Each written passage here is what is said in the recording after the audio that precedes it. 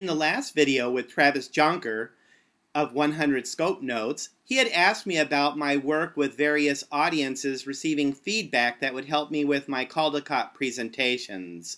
We continue this video from that point in which we start talking about adult audiences. Enjoy. It should be noted, however, that I also did more than 10 presentations on Caldecott contenders to adults as well, including programs for the Church and Synagogue Library Association and my very favorite program to the American Chemical Society. What made that group your favorite? One of the concerns of the American Chemical Society is that many of the students coming into the field have trouble envisioning what is happening in a lab or in an experiment. Visual literacy is an important skill for more than just the person designing the new video game. In this presentation, I read Jabberwocky, the version by Christopher Myers. However, when I read it, I wrapped the book in brown paper, and I didn't share the illustrations with the audience at all. Just read the text. And when I finished the reading, I asked the audience to share their mental images for these words that are impossible, well, impossible at least for me, to tell what they mean, regardless of how much I still love them. Then I showed them the cover, and then I showed them the illustrations, and I asked how many saw this as a basketball story. I was hoping to get them to see that our ability to envision solutions and new ideas, even very complicated ones, are dependent upon our ability to visualize and see outside the box, so to speak. This presentation also came with a certain amount of pressure because the president stated to the group before I started to speak, and this is a group of professors, heads of labs, heads of research labs, PhDs, and other people that are a lot smarter than I'm ever going to be. He told them that they had never tried this sort of program before, and consequently it was a risky program, and he wanted them to give him feedback. And he said that the program was risky even before I started to speak and while I was in the room listening to him. Wow. I received, after it was done, I received several emails and other correspondence from people that told me how much they loved the program, and they bought my dinner, they paid me $150, they bought drinks for me, and they invited me back.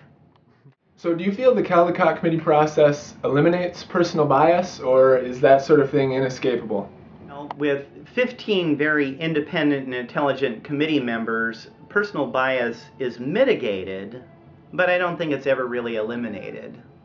But as a committee, you spend time reading about how to evaluate picture books, you spend time becoming aware of your own preferences in art and in format and in genre, and when the time comes to discuss the contenders, you have looked at the books so many times that you can easily see both merit and flaw in all of the books, all of them. Even those that come closer to matching your own personal bias. You know, Betty Carter, who was the chair to my Prince committee, said to us that she has never met the perfect book. And after my experiences on both the Prince and the Caldecott, I understand that axiom more clearly. My own procedure, which is one that I highly recommend to other committee members, is to take every single suggestion and nomination and write up the most compelling case you can for why that book deserves to be the winner. I did this first, which, sort of made ripping the books apart later on a lot more fun. But it's a really useful exercise. It's a really good way of getting your mind ready to understand why a book should win when you see that book and doubt the sanity of the person that brought it to your attention.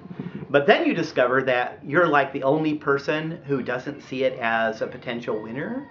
And so it helps you get used to the idea that we all have very different ideas about what makes a book great or a serious contender. And one thing I will say is that there are books that grow on you when you do try this and do try to see them in a brand new way. Thinking about books that grew on you, do any examples spring to mind from last year? To some extent, all of the books that we spend time discussing do grow on you. One book that I almost overlooked, and my first graders were much better than I at noticing immediately that Senior Calavera was a ghost, really helped me return to this magnificent book, and that book is Juji Morales' fabulous Just in Case, A Trickster Tale in the Spanish Alphabet book. Every time I went back to that book, I saw more and more things to appreciate. In addition to being one of the very few alphabet books that has a real story with a beginning, middle, and end, and a plot, and I just love all the intertextual play that it does with, say, Gabriel Garcia Marquez. I did not notice any of this my first few times through the book. Consequently, I was absolutely thrilled and delighted when this book won the Belle Prix last January. So, does the discussion get heated? Table pounding, angry tirades, punches thrown? But seriously, are folks disappointed if their choices aren't in the discussion? The discussion gets very heated. Well, I don't remember any, table pounding. I do remember tirades and tears. We did not, engage in the fisticuffs so much. But one of the little known secrets of, single book selection work is that it is, mathematically possible, very possible, to be on a committee that does not select any books that you like personally. It can be heartbreaking, especially heartbreaking because you can never tell anyone about your committee work. However, even if your books are not selected, you still know better than anyone, or better than most people, all of the strengths of the books. And you can even understand why they are selected, even if you do not especially agree with the selection. Just think about, the reality of trying to get any group of people, of 15 people for the Caldecott, 9 for the Prince, to agree on which book is the best of the year. I mean, you and I might have problems doing that just between ourselves. But for every person that loves a book, you can easily find a person who holds a very different perspective. So selecting the winner in the honor books is a consensus-driven process. And consensus means, almost by definition, that pretty much every person on the committee has to give up personal favorites from time to time. That would be very difficult. So, did you feel like your personal favorites kind of lived or died by your ability to persuade others? In the discussion, which goes on for a long time, there are always times for every single person on every single committee in which he or she wishes that he or she had phrased an argument more clearly and more convincingly. Sometimes an argument develops towards the end of the process that makes you wish you had more time to think about it before having to vote. I was very well prepared. I had good, concise notes and was, for the most part, coherent. Overall, I'm very pleased with my participation, which is based on preparation. I was not perfect, and I had to sacrifice children on the altar of consensus that I wished I didn't have to do. However, I'm very pleased with the process and very pleased with the 4 books we selected. I learned a ton from the committee members, and I learned a ton from the process too. And it is an amazing experience.